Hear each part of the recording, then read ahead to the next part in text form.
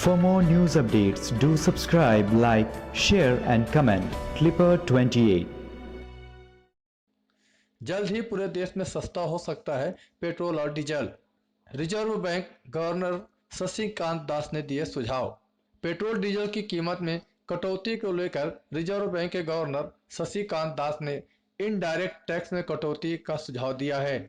इस समय पेट्रोल की रिटेल कीमत में 60% हिस्सा टैक्स का होता है, जबकि डीजल में 54% हिस्सा टैक्स का होता है। पेट्रोल की कीमत में बड़ा हिस्सा केंद्र द्वारा वसूली जाने वाली एक्साइज ड्यूटी और राज्य द्वारा वसूले जाने वाले वैट का होता है।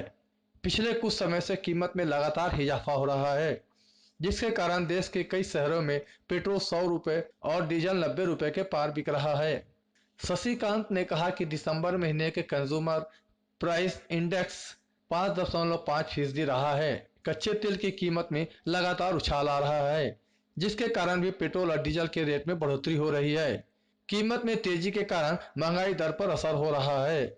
ट्रांसपोर्टेशन कास्ट बढ़ गया है, जिसके कारण हर सेक्टर तक इसकी आंच पहुंच रही है। वही राज्य सरकारों ने भी पेट्रोल डीजल पर लगने वाले वैट और दूसरे टैक्स में कटौती करना शुरू कर दिया है।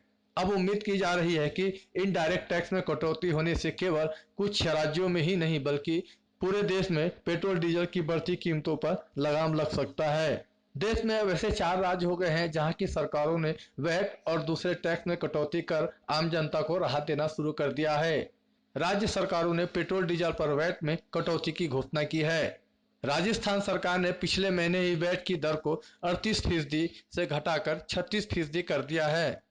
अब इसके बाद चुनाव को देखते हुए पश्चिम बंगाल सरकार ने पेट्रोल डीजल के वैट में 1 रुपए की कटौती की है। वहीं असम सरकार ने भी कोविड के तहत लगने वाला 5 रुपए के टैक्स को हटा दिया है।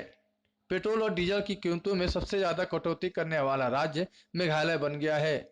मेघालय सरकार ने पेट्रोल पर 7 रुपए 40 पैसे प्रति लीटर और डीजल पर 7 रुपए 10 पैसे की कटौती कर दी है।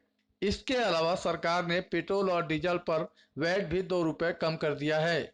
इसके बाद पेट्रोल और डीजल पर सबसे ज्यादा कटौती करने वाला राज्य मेघालय बन गया है।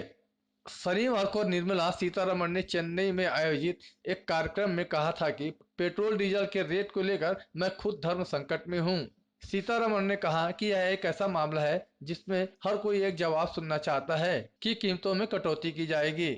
यह मामला केंद्र और राज्य दोनों से जुड़ा है, इसलिए दोनों सरकार को मिलकर इस बारे में सोचना चाहिए और समस्या का हल करना चाहिए। वित्त मंत्री ने यह भी कहा कि तेल उत्पादक देशों ने कहा है कि उत्पादन में अभी और कमी आने वाली है। इससे पेट्रोल की कीमत पर दबाव बढ़ेगा और कीमत में तेजी आएगी। वर्तमान में पेट्रोल की कीमत में 60% और डीजल की कीमत में 54% तक टैक्स होता है, जिसमें केंद्र और राज्य दोनों का हिस्सा होता है। अब देखना यह है कि राज्य सरकार कब तक वैट कम करती है और जनता को राहत देती है। क्लिपर 28 के लिए मुकेश वर्मा की रिपोर्ट।